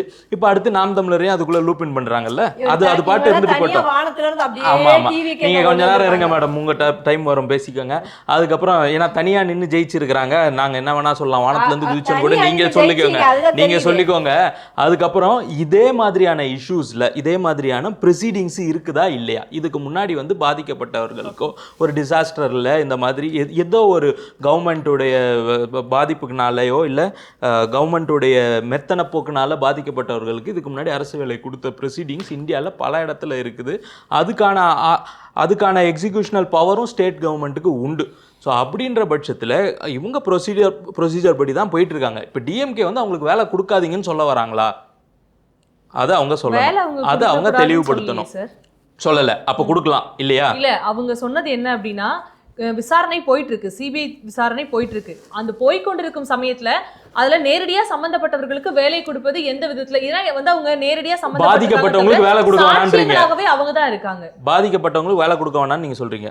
இப்போ கொடுக்க கூடாது சார், இப்போ கொடுக்க வேண்டாம்ங்கறீங்க. திமுக தரப்புல இருந்து விசாரணைக்கு வச்சிருக்காங்க. யார் கிட்ட வச்சிருக்காங்க? அத நீதிமன்றமே சொல்றாங்க. யார் கிட்ட வச்சிருக்காங்க விசாரணைக்கு? யார் கிட்ட வச்சிருக்காங்க? விசாரணை போயிட்டு இருக்கும் பொழுது இந்த சிபிஐல வந்து இவங்க கொடுத்த பெட்டிஷன்ல இது சிபிஐ விசாரணை போயிட்டு இருக்கு சார். இப்போ வேலை கொடுக்கறேன்னு சொல்லிருக்கீங்கல்ல, இவங்க எல்லாரும் நேரடியா சாட்சிகளாக இருக்காங்க. இந்த நேரத்துல உங்களுக்கு வேலை கொடுக்க கூடாது அப்படிங்கிற ஒரு பெட்டிஷனை தான் திமுக தரப்புல அப்ப டிஎம்கே வேலை கொடுக்க கூடாதுன்னு தான் பெட்டிஷன் வச்சிருக்காங்க. இப்போ கொடுக்க கூடாது, ஏன் அவசரம்? சரி, வேலை கொடுக்க கூடாது. நீங்க வந்து வேலை கொடுக்க கூடாதுன்னு பொத்தாம்பொதுவா ஒரு இல்ல மேடம், பாதிக்கப்பட்டவங்களுக்கு வேலை இப்ப கொடுக்க கூடாதுன்னு டிஎம்கே சொல்லிருக்காங்க. கரெக்ட்டா? பாதிக்கப்பட்டவங்களுக்கு பாதிக்கப்பட்டவங்களுக்கு இப்போ வேலை கொடுக்க கூடாதுன்னு டிஎம்கே சொல்லிருக்காங்க. கரெக்ட்டா? இல்ல இல்ல, அவங்க ஒரு காரணம் இல்ல மேடம், நான் கேக்குறேன். லஞ்சம் கொடுக்காதீங்க, வழக்குல இருந்து தப்பிக்கிறதுக்கு அரசு வேலை என்னன்னு ஒரு லஞ்சத்தை கொடுக்காதீங்க. 41 பேரும் சாட்சி சொல்லணும், 41 குடும்பத்தாலும் சிபிஐ முன்னாடி ஆஜராகணும், விசாரணைக்கு வரணும். அந்த விசாரணைக்கு அரசு வேலை என்ற ஒரு லஞ்சத்தை இதுக்கு முன்னாடி தராதீங்க, வழக்கு முடிஞ்ச பிறகு தாங்க. சரி, ஓகே. இதுக்கு முன்னாடி தாவேகா சார்பா அவங்களுக்கு நிவாரண உதவிகள் செய்ய பாதிக்கப்பட்டவங்களுக்கு இன்னும் நிவாரணம் கொடுக்கல. நீங்க பாதிக்கப்பட்டவங்களுக்கு செத்தவங்க தான் கொடுத்தீங்க, பாதிக்கப்பட்டவர் தரலன்ட்டு நேத்து ஒருத்தர் பத்திரிகையில பேட்டி கொடுத்திருக்க. யாரு இது? என்ன கணக்கு மேடம்? இல்ல, இங்க தெளிவு நீங்க சொல்லுங்க மேடம், இது யாரு கணக்கு? இது என்ன கணக்கு? இதே டிஎம்கே கவர்மெண்ட் இருக்கும் பொழுது இந்த பாதிக்கப்பட்டவர்களுக்கு நிவாரணம் அனௌன்ஸ் பண்ணாங்களா இல்லையா? 1 லட்சம் ரூபாய் 2 லட்சம் ரூபாய் பண்ணீங்களா இல்லையா? கொடுத்துட்டீங்களா? கொடுத்துட்டோம். ஏன் கொடுத்தீங்க? கொடுத்தோங்க. டிஎம்கே கவர்மெண்ட் மேலயும் பிரச்சனை இருக்குல்ல, சொன்னதை கொடுத்தோமா? அதுதாங்க அன்னைக்கு இருந்த டிஎம்கே கவர்மெண்ட் மேல நிவாரணம் கொடுத்தாங்க சார். நிவாரணம் வேற, அரசு பணி வேற. இல்ல நீங்க எங்க கனெக்ட் பண்றீங்கன்னா விட்னஸ கலைக்கிறதுக்கு பிரைப் பண்றீங்கன்னு கலெக்ட் பண்றீங்க. அப்ப நீங்க கொடுத்த பணமும் அதே கணக்குல தானே வரும், வராதா? வராது. இல்ல, அவங்களுக்கு இப்பதான் வந்து புரிஞ்சிருக்கு. கரெக்டா இல்லையா நான் கேக்குறது? டிஎம்கே அவங்க பீரியட்ல இருக்கும்பொழுது நிவாரண பணமா இவங்களுக்கு கொடுத்தது, பாதிக்கப்பட்டவங்களுக்கு கொடுத்தது சரினா இதுவும் சரிதான். ஃபர்ஸ்ட் இப்ப டிஎம்கே வந்து இப்படி ஒரு ப்ளீ கொடுக்குறாங்கல்ல, என்னென்ன விட்னஸை கலைச்சிருவீங்க, கவர்மெண்ட் வேலை கொடுத்தீங்கன்னா நீங்கள் விட்னஸை கலைச்சிருவீங்க அப்படின்னு ஒரு ப்ளீ கொடுக்குறாங்க.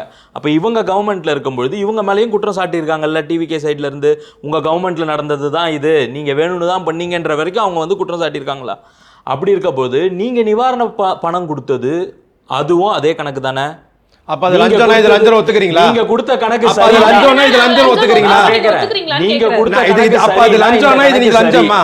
லஞ்சம் அது லஞ்சம் கொடுத்தீங்களா? இல்ல நீங்க கேக்குறீங்க, நீங்க தான் கேட்டீங்க சார். நீங்க தான் சார் சொல்றீங்க. இப்ப நீங்க தானே கேட்டீங்க, நீங்க லஞ்சம் கொடுத்தீங்கன்னு கேட்டீங்க. டிஎம்கேன்னு ஒரு நாங்க அரசு நிவாரண உதவி அறிவிச்சோம். டபுள் ஸ்டாண்ட் டிஎம்கே வந்து அப்படிதான். அவங்களுக்கு வந்தா ரத்தம், மத்தவங்களுக்கு வந்தா தக்காளி சட்னின்ட்டு அழகா டபுள் ஸ்டாண்ட் எப்ப வேலை கொடுக்கலாம்ன்றீங்க. ஆமா கொடுக்கலாம். டிஎன்பிசில படிக்கலாம் தேவையில்ல, விஜய் ரசி கூட்டத்துக்கு போய் செத்து போயிட்டு அரசு வேலை வந்துரும்.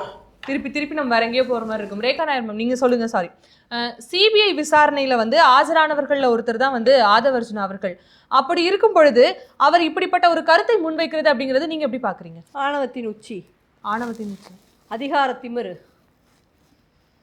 அதாவது இதை எப்போ சொல்லியிருக்கணும்னா, இந்த கணக்கை நான் முடிக்கிறேன்னு எப்போ சொல்லியிருக்கணும்னா, தேர்தல் சமயத்தில் தெருவா ஊரா போனார்ல, அப்போ சொல்லியிருக்கணும் இந்த கணக்கை நாங்கள் ஆட்சிக்கு வந்தோன்னா முடிக்கிறேன்னு சொல்லியிருக்கணும். அப்போ அவர் சரியானவர். மேடைக்கு வந்து எங்கே விபத்து நடந்ததோ அந்த இடத்துல இருக்கக்கூடிய எம்எல்ஏவை இவர் விலைக்கு வாங்கினதுக்கு அப்புறம் சொல்லக்கூடிய தைரியம்னா, ஆனா அந்த கணக்குக்கே அது வந்து இந்த கணக்கு கிடையாது, கரூர் கணக்கு கிடையாது, தொழிற்சாலை கணக்குன்னு சொல்றாரு. கணக்கு படிக்காதவங்க அப்படிதான் சொல்லுவாங்க. அவர் அறிவியல் படிச்சவர், கணக்கு படிச்சவங்க கணக்க கரெக்டா சொல்லுவாங்க. அப்படி இல்லையா இந்த இடத்துல புரியுதா? இன்னைக்கு கேள்வியே என்னது? கரூர் சம்பந்தமான இவ்வளவு தூரம் பேசுறதுக்கு காரணமே ஆதவ அர்ஜுனா அவர்களுடைய இந்த ஆணவ பேச்சு தான். அந்த ஆணவ பேச்சினுடைய அடிப்படையில தான் இந்த கேள்வியே இங்க எழுது. சரிங்களா? அப்ப இந்த கேள்விக்கான பதில், அந்த கணக்கு என்னன்னு எங்களுக்கு தெரியாது, அந்த கணக்கு அவருக்கு மட்டுமே தெரிஞ்சதுன்னா நாங்கள் அதை ஒத்துக்குவோம். அப்போது 41 பேர் இறந்ததை முன்னிட்டு இவ்வளோ கவர்மெண்ட் ஸ்டூடெண்ட்ஸ் படிக்கிறாங்க, அரசு வேலைக்காக ஏங்கி கிடக்கிறாங்க, தன்னுடைய உணவுக்கு வழி இல்லாமல் ஒரு பிள்ளைகளும் படிச்சுட்டு கிடக்குது, அவங்களுடைய வேலை அவங்களுடைய வாழ்க்கை கேள்விக்குறியாகுது. நீங்கள் அரசு வேலை கொடுக்கறதா இருந்ததுன்னா இந்த சிபிஐ விசாரணையுடைய முடிவு வரட்டும், அதுக்கப்புறம் நீங்கள் எத்தனை பேருக்கு கொடுக்குறீங்க, அது என்ன வேலை வேணாலும் கொடுங்க, அதுக்கு நாங்கள் கொடுக்கவே கூடாதுன்னு எங்கேயுமே சொல்லலை. கேஸ் நடந்துட்டு இருக்கும்போது நீங்கள் வாயை மூடுறதுக்காக இந்த பணத்தை கொண்டே கொடுக்கறது அப்படிங்கிறது, இந்த வேலையை கொடுக்கறது அப்படிங்கிறது லஞ்சம் தான். அதை தான் நாங்கள் வேண்டாங்க. நிவாரண பணம் போன கவர்மெண்ட்ல கொடுத்தாங்களா, அதையும் கேட்டுருங்க. அது என்ன கணக்குன்னு இப்ப இந்த கேள்வி அவர் அண்ணன் ஆதவ அர்ஜுனா அவர்கள் பேசியதற்கு வந்து இப்ப சகோதரர் இல்ல ஆதவ அர்ஜுனாவுடைய பேச்சு சரி நீங்களுமே இல்ல அவங்க சொன்னதுக்கு ஒரு பதில் சொன்னாங்கல்ல, இந்த விஷயம் வந்து உச்சநீதிமன்றத்துக்கு வருது. அப்போ அவங்க என்ன சொல்கிறாங்கன்னா, அவர் கருத்து சொன்னார்ல, அந்த கருத்தை வந்து கருத்தியல் ரீதியாக எதிர்கொள்ளுங்கன்னு சொல்லி தள்ளி விட்டாங்க. இதெல்லாம் இவங்க எடுத்துகிட்டு போனாங்க. இந்த மாதிரி பேசினாரு, இவரே அதில் இருக்கிறாரு, இப்போ போகிறாங்க கொள்றாங்கன்னு. இதெல்லாம் நீதிமன்றம் என்ன சொல்லிச்சுன்னா, இது எல்லாமே ஒரு அரசியல் மேடை விவகாரம், நீதிமன்றத்தோட நேரத்தை வீணாக்காதீங்கன்னு சொல்லி மனுவை திரும்ப பெற்றுட்டாங்க. இப்போ உள்ள அரசியலுக்கு வருவோம். ஆதவ அர்ஜுனா இப்படி பேசினாரு, கரூரில் ஒரு கணக்கு இருக்குன்னு. ஆமாம், கரூரில் ஒரு கணக்கு இருக்கிறது. என்ன கணக்கு இருக்கிறது? முதல்வர் விஜய் அவர்கள் முதல்வர் விஜய் அவர்கள் கரூருக்கு, அதாவது அப்போது இருந்த சிபிஐ விசாரணை போயிட்டு இருக்கும் பொழுது இங்க பாருங்க, உங்களுக்கு தெரிந்த சட்டங்கள் தெரியாதவர்கள் அல்ல மரியாதைக்குரிய நீதிபதி அவர்கள். இதை எல்லாத்தையுமே சொல்றாங்க. சிபிஐ விசாரணை போயிட்டு இருக்கு, இந்த நேரத்தில் வேலை கொடுத்தீங்கன்னா சாட்சியை கலைச்சிருவாங்க, இப்போ அதை கொடுக்க கூடாதுன்னு சொல்லுங்க. அவங்க எல்லாத்துக்குமே கவுண்டர் கொடுக்குறாங்க. சிபிஐ விசாரணையை இப்போது இதை கொடுக்கறது மூலமா கலைஞ்சிருமா, இந்த வேலைகள் கொடுப்பதன் மூலமா அது வந்து நீர்த்து போயிருமா? முதல்வர் அவர்களுக்கு நீதிமன்றம் அந்த பெட்டிஷன் எப்படி டிஸ்மிஸ் ஆச்சுன்றீங்க? இங்கிருந்து எடுத்துட்டு போய் ஒரு பெட்டிஷன் கொடுத்தாங்கல்ல, அந்த பெட்டிஷனை வந்து அவங்க எப்படி வாபஸ் வாங்கினாங்க? இது எல்லாம் தான் இருந்தது. இப்போ நீங்க கேட்குற கேள்விகள் தான். But legally it's not valid. அவங்க ஒன்றும் அரசுக்கு புறம்பாக, அதாவது கான்ஸ்டியூஷனுக்கு புறம்பான ஒரு விஷயத்தை தாவேக்கா அரசு செய்யலை. இது இந்திய கான்ஸ்டியூஷனுக்கு உட்பட்டது தான். இப்போ உங்களுக்கு பிரச்சனை என்னன்னா, கரூரில் விஜய் அவர்கள் போறாரு, அங்கே வந்து போனால் அதனால் வந்து அங்கே இருக்கக்கூடிய நம்ம அங்கே ஒரு மைண்ட் செட்டு செஞ்சு வச்சிருக்கோம். அங்கே நடந்த ஒரு விபத்துக்கு இந்த மாதிரி இவங்க தான் காரணம் மாதிரி ஒரு மைண்ட் செட் பேசிட்டு இருக்கீங்க. ஆனால் ஆதவ அர்ஜுனாவுடைய பேச்சு சரியா தவறாங்க? ஆதவ அர்ஜுனா என்ன சொன்னா தெரியுமா? கரூரில் ஒரு கணக்கு இருக்கிறது, அதை தீர்க்க வேண்டிய என்ன கணக்குன்னு சொல்லுங்க பாப்போம். நீங்க இல்ல 41 பேர் காவல்துறையை வைத்து நீங்க இடையில பேசக்கூடாது. காவல்துறை வைத்து கொன்று குவித்தார்கள். இடையில பேசக்கூடாது. நீங்க சொல்லுங்க. அதாவது அவர் என்ன சொல்றாருன்னா, கரூரில் ஒரு கணக்கு இருக்கிறது. என்ன கணக்குனா, அந்த 41 பேர் இறந்து போனாங்கல்ல சகோதரி, அதை விபத்துன்றாங்க. இன்னொரு பக்கம் இல்லைங்க அது திட்டமிட்டு செய்யப்பட்டதுன்றாங்க. அந்த இறந்து போன மக்களுக்கு ஒரு நீதி கிடைச்சாகணும்ல. அந்த இறந்து போனவர்கள் எப்படி இறந்து போனார்கள், உண்மையிலே விபத்தா இல்லை திட்டமிட்டு நடத்தப்பட்ட ஒரு விஷயமான்றதை தெரிஞ்சுக்கதானே நம்ம சிபிஐ வரையும் போயிருக்கோம். அதுதான் அவர் கணக்குன்னு சொல்றாரு. அதற்கான தீர்வு கிடைக்கணும்னு அவரும் சொல்றாரு. சிபிஐ விசாரணை, அதாவது செப்டம்பர் மாதம் 27ஆம் தேதி இந்த சம்பவம் நடக்குது இல்லைங்களா? அதற்கு பிறகு கிட்டத்தட்ட 5 மாதம் திமுக அரசு தானே இருக்குது. அண்ணன் சொன்னார் கொஞ்ச நேரத்துக்கு முன்னாடி பேசும்போது, எங்க அண்ணன் நாங்கள் செஞ்ச பெரிய தப்பே எஃப்ஐஆர்ல விஜய் அவர்களுடைய பேரை சேர்க்காம விட்டுட்டோம். முதல் இதில் அண்ணா அதை சொன்னார். ஏன் சேர்க்காம விட்டீங்க? உங்களை யாரு சேர்க்க வேணான்னு சொன்னது? சேர்த்திருக்க வேண்டியதானே. நேற்று கோர்ட்டு கேட்டிருக்கு, எங்க எஃப்ஐஆர்ல அவர் பேரே இல்லைங்க, அவர் சாட்சியாளர், அவர் சாட்சிக்காரரு, அவரை போகக்கூடாதுன்றீங்கன்னு. அப்போ அந்த முதாந்திரம் இருந்திருந்தால், நீங்கள் முறையாக செய்திருந்தால், உண்மையிலே அதற்கு அவருக்கு தொடர்பு இருந்திருந்தால், 41 பேர் உயிருக்கு போனதற்கு காரணமாக அவர் இருந்திருந்தால், எஃப்ஐஆரில் பேரை சேர்க்காமல் நீங்கள் விட்டது கரூர் மக்களுக்கு செய்த துரோகம் தானே. அந்த துரோகத்தை ஏன் செஞ்சீங்க? அப்ப உங்ககிட்ட காவல்துறை இருந்துச்சு, உங்ககிட்ட எல்லா பலமும் இருந்துச்சு, 5 மாத கால கட்டமும் உங்ககிட்ட இருந்துச்சு, என்ன செஞ்சீங்க? ஓகே, உங்களால எதை நிரூபிக்க முடியல. அப்புறம் வந்து இதுல வந்து இடத்த கேம் விளையாண்டுட்டு இருக்கீங்க நீங்க. ஓகே சார், உங்களுடைய நிறைவு பார்வையை நீங்க சுருக்கமா வைக்கலாம். அந்த கடைசி வரைக்கும் ஆதவ அர்ஜுனா கொன்று குவித்தார்கள் என்ற வார்த்தை காவல்துறைக்கு பதில் சொல்லவே இல்லை. கரெக்டாக அதை மெயின்டைன் பண்ணிகிட்டே வந்துட்டார். முஸ்லீம் லீக்கும் பொது உடைமை இயக்கங்களும் திருமாவளவனும் எதற்கு விஜய் அரசுக்கு, முன்னாள் நடிகர் விஜய் அரசுக்கு ஏன் ஆதரவு கொடுத்தாங்கன்னா, கவர்னர் ஆட்சி வந்துவிடக்கூடாது என்பதற்காக. கவர்னர்னா யார்? அமித்ஷாவுடைய கைப்பாவை. அமித்ஷாவுடைய ஆட்சி நேரடியாக வந்துடும். அமித்ஷா ஆட்சி வந்ததுன்னா அனைத்தும் ஆர்எஸ்எஸ் சித்தாந்தங்கள் திணிக்கப்படும். ஆகவே கவர்னர் ஆட்சி வந்துவிடக்கூடாது என்று நாங்கள் இவருக்கு ஆதரவு கொடுத்தோம்னு சொன்னாங்க. 3 விஷயம்தான். பக்ரீத்க்கு 2 நாளைக்கு முன்னாடி சென்னை உயர்நீதிமன்றம் ஒரு தீர்ப்பு கொடுக்கிறது. இதுவரை 100 ஆண்டுகால நீதிமன்ற வரலாற்றில் அப்படி தீர்ப்பு வந்ததில்லை. அந்த தீர்ப்பு குஜராத், அலகாபாத், லக்னோ, ஜார்க்கண்ட், டெல்லி அந்த மாதிரி நீதிமன்றங்களில் வந்திருக்கிறது. என்னென்னா பொது வழியில் ஆடு மாடு வெட்ட தடை. பக்ரீத்துக்கு 2 நாளைக்கு முன்னாடி வருது. தமிழ்நாடு அமைச்சரவையில் முஸ்லீம் லீக் அங்கம் வகிக்கிறது. அந்த தீர்ப்பு வந்தது. இதுவரை தமிழ்நாட்டில் இப்படி ஒரு தீர்ப்பு வந்ததே அல்ல. 2 நாட்களுக்கு முன்னால் இதுக்கு மக்கள் சொல்ல ஆரம்பிச்சாங்க, இதுக்கு கவர்னர் ஆட்சி இருந்திருக்கலாம். 1 அடுத்து 1 வார காலத்துக்கு முன்னால் மதுரை உயர்நீதிமன்றம் தீர்ப்பு கொடுக்கிறது. பட்டியலின மக்களாக இருந்தாலும், எம்பிசியாக இருந்தாலும், பிசியாக இருந்தாலும் நீதிபதி சுவாமிநாதனுடைய பெஞ்ச் அந்த தீர்ப்பு தந்தது. இதுக்கு கவர்னரே இருந்திருக்கலாம். அமித்ஷா மேல பழி போட்டிருப்போமே, பிஜேபி மேல பழி போட்டிருப்போமே. நீங்க கூட்டணி கட்சின்னு சொல்றீங்களே, முஸ்லீம் லீக் உள்ள இருக்குன்னு சொல்றீங்களே, அனைத்தும் முஸ்லீமுக்கு எதிரான தீர்ப்பு வந்துட்டு இருக்கு. இதை பத்தி பேசுவீங்களா? இதை பத்தி கேட்பீங்களா? இல்ல இன்னும் விஜய்க்கு முட்டு கொடுத்துனே இருப்பீங்களா? இதுதான் இன்றைய கேள்வி. ஆனா இதற்கு எல்லாத்துக்குமே மேல்முறையீடு பண்ணிருக்கிறதா சிறுபான்மைத்துறை அமைச்சர் சொல்லியிருக்காரு. வெத்த வாயில வெத்தலை பாக்கு வச்ச கதையால ஆயிடுது. பக்ரீத் போய் அடுத்த பக்ரீத் வரப்போகுது. ஏன் அரசாங்கத்துடைய நிலைப்பாடை தெரிவிக்கல? ஒன்னும் இப்ப செந்தில் பாலாஜி கரூர் இவ்வளவு பேசுனீங்கல்ல, செந்தில் பாலாஜி முன்ஜாமீன் கேட்டார். 3ஆம் தேதி விசாரணைக்கு வருது. அவுட்லுக் நோட்டீஸ் 2ஆம் தேதி தராங்க. 3ஆம் தேதி ஹைகோர்ட்ல செந்தில் பாலாஜி முன்ஜாமீன் வரப்போது 3 நாள் அவகாசம் காவல்துறை கேட்டது. அவசியம் என்ன இருக்கு?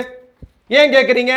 எதிர்க்க வேண்டியது தானே. சரி, 3 நாள் கழிச்சு திருப்பி அந்த விசாரணைக்கு வருகிறது. என்ன பண்ணாங்க தெரியுமா? ஜாமீன் கொடுன்னு சொல்லல, கொடுக்க வேணாம்னு சொல்லல, ஜட்ஜை மாத்துங்கன்ட்டாங்க. என்ன சார் நடந்துட்டு இருக்கீங்க? நீங்க முட்டு கொடுங்க, பேசுங்க, சப்போர்ட் பண்ணுங்க, என்ன வேணா பண்ணிட்டு போங்க. நிர்வாகம் என்ன நடக்குது? எந்த பேஸ்ல ஆட்சி நடக்குது? நடக்கிற தப்புக்கெல்லாம் யார் போறோம்? இன்னைக்கு பஜரங்கமா விழுப்புரம் மாவட்ட வழக்கறிஞர் அமைப்பாளர் தாவேகாவை சேர்ந்தவர். அரசு வழக்கறிஞர் நியமனத்துல ஊழல். அவருடைய வாய்ப்பை நம்ம கொடுக்கணும். ஹைகோர்ட் நீதிபதிகள் வந்து எப்படி வந்து ரொட்டேஷன்ல போறாங்க? இல்ல கரூர் சம்பந்தப்பட்டதா கேக்குறேன். முதல்வர் விஜய் அவர்களுடைய இந்த கரூர் பயணம் அரசியல்ல எந்த மாதிரியான ஒரு தாக்கத்தை ஏற்படுத்த போகுது? இது அரசியல் தாக்கம்லாம் இல்லைங்க. இது வந்து ஏற்கனவே செய்ய வேண்டிய கணக்கை நேர்கட்ட போறாங்க, அவ்வளவுதான். ரொம்ப சிம்பிள். சிஎம் அவங்க போய் பார்க்கறதுல எந்த தவறும் கிடையாது. அங்கே ஒரு புது கம்பெனி கொண்டு வரதுல எந்த தவறும் கிடையாது. பாதிக்கப்பட்டவங்களுக்கு நிவாரணம் கொடுக்கறதுலையும் எந்த தவறும் கிடையாது. அப்படின்னும் பொழுது அந்த நிவாரணத்தை அவங்களுக்கு கொடுக்கறதுக்கும் அவர் வந்து ஒரு முதல் முறையாக போகக்கூடிய ஒரு டிஸ்ட்ரிக்ட் விசிட் வந்து கரூர் தான். அந்த அளவுக்கு அவங்க வந்து இம்பார்ட்டன்ஸ் கொடுத்துருக்காங்க அந்த கரூர் மக்களுக்கும் சரி, கரூருக்கும் சரி. அதுக்காக போகிறாங்க. இதை தாண்டி இவங்க சொன்ன மாதிரி மேல்முறையீடுலாம் போயிருக்குது. அதே மாதிரி ஹைகோர்ட் ஜட்ஜை வந்து நம்ம நினைக்கும் போதெல்லாம் தமிழ்நாடு கவர்மெண்ட் நினைக்கலாம் மாற்ற முடியாது. அதுக்குன்னு ரூல்ஸ் அண்ட் ரெகுலேஷன்ஸ் இருக்குது. அது அந்த ரொட்டேஷனல் பேசிஸில் தான் நடக்குதே தவிர உடனே என்னமோ தாவேகா கவர்மெண்ட் வந்து செந்தில் பாலாஜி வழக்குக்காக கவர்மெண்ட் ஜட்ஜை மாற்றுன்னு சொன்ன மாதிரிலாம் இந்த மாதிரியான தவறான கருத்துக்கள்லாம் எடுத்துகிட்டு வரக்கூடாது. அப்படியெல்லாம் ஜட்ஜை மாற்றுங்கன்றதா போலீஸ் போட்டாங்க ஜட்ஜை மாற்ற சொல்லி. ஸோ இப்படி இந்த மாதிரி கருத்துக்களெல்லாம் கொண்டு வராமல் இதை அரசியல் நேர்மறையாக ஒரு பாசிட்டிவான ஒரு அரசியலை திமுக சைடில் இருந்தும் கொண்டு வரணும்னு நாங்கள் எதிர்பார்க்குறோம். நீங்கள் செய்யும் பொழுது இருந்த அதே ஸ்டாண்டு இப்போவும் இருக்கணும். நீங்கள் நிவாரணம் கொடுத்தது சரின்னா இதுவும் சரி. அப்போ நீங்கள் மட்டும் டபுள் ஸ்டாண்டை கொண்டு வந்துட்டு இதில் சும்மா ஏதோ ஒரு பழி போடும் அரசியல் வந்து பண்ணுறதுனால எந்த பிரயோஜனமும் கிடையாது. உங்களுக்கு போதுமான அளவுக்கு தெளிவுரையும் பதிலும் சுப்ரீம் கோர்ட் ஜட்ஜஸே கொடுத்துட்டாங்க. சின்ன குறிக்கோள், நீங்க கொடுத்தது சரின்னா நாங்க கொடுத்தது சரி. உங்க ஆட்சியில பாட்டில் 10 ரூபாய் வாங்கினது சரின்னா எங்க ஆட்சியில பாட்டில் 20 ரூபாய் வாங்கினது சரி. அப்படி தாண்டி தான் பேசிட்டு இருக்கோம். ஒவ்வொரு முறையும் கருத்துக்கள் முன்வைக்கும். அந்த பாட்டில் 10 ரூபாய் வாங்குனீங்க, நீங்க 20 ரூபாய் அத்தனைக்கும் பதில் சொல்ல முடியும். நேரம் மேடம் கொடுத்தாங்கன்னா உங்களுடைய நிறைவு சார். நன்றி சார். ரேகா மேம், நீங்க சொல்லுங்க, முதல்வர் விஜய் அவருடைய இந்த கரூர் பயணம் அரசியல்ல எந்த மாதிரியான ஒரு தாக்கத்தை ஏற்படுத்த போகுது? மீண்டும் ஒரு பேசுபொருளாக ஆகும். ஏன்னா திருமண வீட்டுக்கு நீங்கள் எப்போ வேணாலும் போகலாம். பொண்ணு மாப்பிள்ளை அங்கே தான் இருக்க போகிறாங்க, அவங்க எப்போ வேணாலும் போய் பார்க்கலாம். ஆனால் ஒரு விபத்து வீட்டுக்கு அதிமுகவினுடைய முன்னாள் அமைச்சர் விஜயபாஸ்கர் சொல்லியிருப்பார், ஒரு நாளைக்கு நான் 20லேருந்து 52 கல்யாணத்துக்கு போகிறேன்னு. கல்யாணத்துக்கு இன்றைக்கி ராத்திரி 12 மணி, அதுக்கு அடுத்த நாள் வரைக்கும் போகலாம், இன்னும் ஒரு வாரம் கழிச்சு கூட போடலாம், நான் வேலையில் இருந்தேன். ஆனால் மரண வீட்டுக்கு மரணத்தை இங்கேருந்து எடுத்து சுடுகாட்டுக்கோ இடுகாட்டுக்கோ கொண்டு போகிறதுக்குள்ளே போகிறது மரியாதை. அவங்கள தான் இருக்கிற இடத்துக்கு கொண்டு போகிறதுங்கிறது அந்த மரணப்பட்டவர்களுக்கு முதல் கொடுக்கக்கூடிய அவமரியாதை. அந்த இயக்குனர் என்னால் வாயே திறக்க முடியாது, என்ன நிலைமை ஆகும் அதை திறந்தா அப்படிங்கிறாங்க. தாவாக்காரங்க தான் சொன்னாங்க இது டிஎம்கேக்காரர்களுடைய திட்டமிட்ட கொலை அப்படின்னு. இது திட்டமிட்ட கொலை கிடையாது அப்படின்னு யார் சொல்கிறா? அங்கே இருக்கக்கூடிய காவல்துறை சம்பந்தப்பட்ட அதிகாரிகளும் காவல்துறை ஒவ்வொருத்தரும் சொல்கிறாங்க. இல்லை, இது கூட்ட நெரிசலில் ஒரு நடிகரை பார்க்க வந்த கூட்டத்தால் ஏற்படுத்தக்கூடிய அந்த விளைவு அப்படிங்கிறாங்க. அந்த விளைவை அங்கே இருக்கக்கூடிய அங்கே பிரச்சாரம் செய்யக்கூடிய தலைவர் அதை செஞ்சிருக்கணும். இதுதான் எங்களுக்கு கேள்வி. இப்போ நீங்கள் என்ன பண்ணுறீங்க? ஆட்சி அமைச்சாச்சு, உங்களோட அதிகாரத்தை காட்டியாச்சு, இந்த அதிகாரத்தின் வழியாக இறந்தவர்களுக்கு அந்த வீட்டுக்கு வேலை கொடுக்குறேன்னு சொல்கிறீங்க. அதை பொதுவாக என்ன பண்ணுவாங்கன்னா அங்கே மேடை போட்டு இப்படியெல்லாம் நடந்தது, இதுக்கு நாங்கள் காரணம் கிடையாது, உங்களுக்கு இருந்தாலும் ஆட்சிக்கு நாங்கள் வந்ததுனால உதவி செய்கிறோன்னு சொல்கிறது ஒரு மரியாதை. ஆனால் இப்போ கேஸ் நடந்துட்டுருக்கு, நீங்கள் கொடுக்க வேண்டாம்னு யாருமே சொல்லலை. கேஸ் முடிஞ்சதுக்கப்புறம் யாருக்கு கொடுக்கணும்? அப்போது ஏற்கனவே அரசு வேலைக்காக படித்து கொண்டிருக்கக்கூடிய இளைஞர்களுக்கு நீங்கள் என்ன சொல்ல போகிறீங்கிறது இந்த கரூர் சம்பவத்தில் அந்த மேடையில் அவர் சொல்லணும். ஓகே ரஹ்மான் சார், நீங்கள் சொல்லுங்கள். விஜய் அவர்களுடைய இந்த கரூர் பயணம் அரசியல் களத்தில் என்ன மாதிரியான ஒரு மாற்றத்தை உருவாக்க போது சுருக்கமாக உங்களுடைய நிறைவு? அதாவது விஜய் அவர்களுடைய இந்த கரூர் பயணம் வழக்கம் போல் அவருக்கு ஒரு சக்ஸஸான ஒரு பெரிய மீட்டிங்காக தான் அமைய போகுது. எதிர்க்கட்சிகளுக்கு வழக்கம் போல் அவர் போனப்போ என்ன ஷூ போட்டிருந்தாரு, சட்ட கலர் பார்த்தீங்களா, இந்த வாட்டி பச்சை கலர் போட்டு போனார், இந்த வாட்டி இந்த பாயிண்ட்டை விட்டுட்டார் பாருங்கன்னு அவருடைய நிகழ்ச்சி தொடங்குனதுலேருந்து முடியல வரைக்கும் நடந்தக்கூடிய எல்லா விஷயங்களையும் பற்றி விமர்சிக்க போகிறாங்க.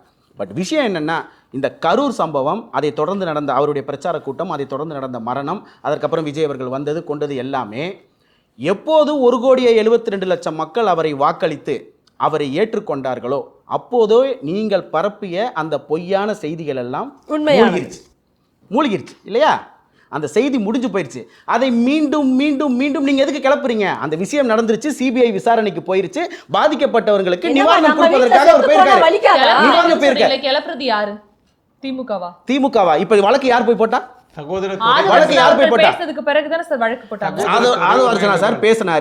பேசினதுக்கு அப்புறம் வழக்கு போடும் பொழுது எது சம்பந்தமான வழக்குகள் சேர்த்து வருது? இந்த வழக்குகள்ல அந்த விசாரணைக்கு வேலை கொடுப்பதை ஆட்சேபிக்கிறாங்களா இல்லையா? கரூரில் பாதிக்கப்பட்டு உயிரிழந்த குடும்பங்களுக்கு வேலை கொடுப்பதை இந்த வழக்கில் ஆட்சேபனை செய்கிறார்களா இல்லையா? இல்லை, திமுக சார்பில் இல்லை.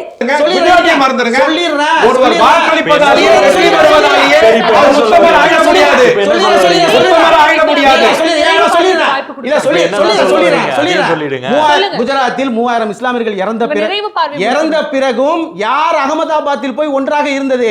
2003 வரைக்கும் யார் அமைச்சரவையில் தொடர்ந்து பங்கேற்றது? அந்த அரசுக்கு நீங்க சொன்னீங்கல்ல எங்க கூட இருந்து ஜெயிச்சீங்கன்னு. 1996ல பாஜக அதிமுக எதிர்ப்பு கூட்டணியில் இருந்து திமுக கம்யூனிஸ்ட் தமாக கூட்டணியில் வெற்றி பெற்றுவிட்டு வாஜ்பாய் அரசுக்கு பெரும்பான்மை தேவைப்படும் பொழுது யார் ஃப்ளோர் டெஸ்டுக்கு இந்த பக்கம் இருந்து அந்த பக்கம் ஓடி போய் ஆதரவு கொடுத்தது? இஸ்லாமியர்கள் இறந்து போன பிறகு யார் கூட்டணியில் தொடர்ந்தது? இஸ்லாமியர்கள் இறந்து போன பிறகு யார் கூட்டணியில் தொடர்ந்தது? திமுக அரசு தொடர்ந்துச்சுல. பார்வைக்கான கேள்விக்கு நீங்க பதில் என்ன சொல்றாங்க? இஸ்லாமியர்கள் மறந்துட்டாங்க. இந்த விஷயத்தை சொல்றாங்க. முடிஞ்சு போச்சு. இந்த விஷயத்தை மறந்துட்டீங்க. நீங்க இத சொன்னனால நான் அத சொன்னேன். நீங்க தெரியும்ன்றீங்க. சொன்னனால நீங்க 3000 பேரை சொன்னனால நான் இத நான் சொன்னேன். அது அவர் தொட்டனால நீங்க 3000 பேர் சொன்னனால நான் சொன்னேன். கரூர் யார் சொன்னது? நீங்க குஜராத் சொன்னீங்கனா? ஐயா நீங்க கரூர் சொன்னீங்க. குஜராத் சொன்னீங்கனா? நீங்க குஜராத் சொன்னீங்க. குஜராத் சொன்னீங்க. கரூர் சொன்னீங்க. கரூர் இல்ல ஒரே நிமிஷம். கரூரை டபுள் இறந்துட்டாங்க, அது மக்கள் ஜெயிக்க வச்சிட்டாங்கன்னு சொன்னதால நான் கரூர் குஜராத்தையும் 3000 பேரையும் சொன்னேன். நீங்க சொன்னதால சரி, இப்ப என்ன சொல்றீங்க? கரூருக்கு கரூரை சொல்லிருக்கணும், கரூருக்கு குஜராத்தை சொன்னீங்க, குஜராத்துக்கு குஜராத்தை சொன்னேன். ஏன் உங்களுக்கு அண்டர்ஸ்டாண்ட் பண்ண சொல்ல முடியல? கரூருக்கு வரலாம். ஆனா மேடம் கரூருக்கு போய்ட்டு கூட்டுவாங்க. அண்ணனை கூட்டுவாங்க. கரூரை பொறுத்த வரைக்கும் தமிழ்நாட்டுல வேற நடந்துருக்கு. அந்த கரூரை பொறுத்த வரைக்கும் தமிழ்நாட்டுல வேற நடந்திருக்கு. அந்த மக்களை பாதிப்புக்கு உள்ளாக்கப்பட்ட திமுக ஆட்சியில இருந்து அகற்றப்பட்டிருக்கு. இங்க வேற தீர்ப்பு எழுதப்பட்டிருக்கு. ஆனா கரூர்ல தேவக ஜெயிக்கல, ஏடிஎம்கே தான் ஜெயிச்சது. அதனால என்ன? தோத்துட்டாருங்க காலத்துல. சும்மா பேசிட்டு இருக்காங்க. அனைவருக்கும் நன்றி. Behind Woods in Face Off the Digital Debate Show. Title sponsor பழைய தங்கத்திற்கு நல்ல விலை கொடுக்கும் சிறந்த நிறுவனம் Best Money Gold. Grand Royal Tours, உங்க ஒவ்வொரு ட்ரிப்பையும் ஸ்வீட் மெமரிஸ் ஆக்க கிராண்ட் ராயல் டூர்ஸ்க்கு வாங்க. Power by Rajmahal Silks Madurai. தொட்டு தொடரும் ஒரு பட்டு பாரம்பரியம். Rajmahal Silks Madurai. Best Money Gold Jewelry Grand Royal Tours presents Behind Woods Face of the Digital Debate Show. Powered by Rajmahal Silks Madurai.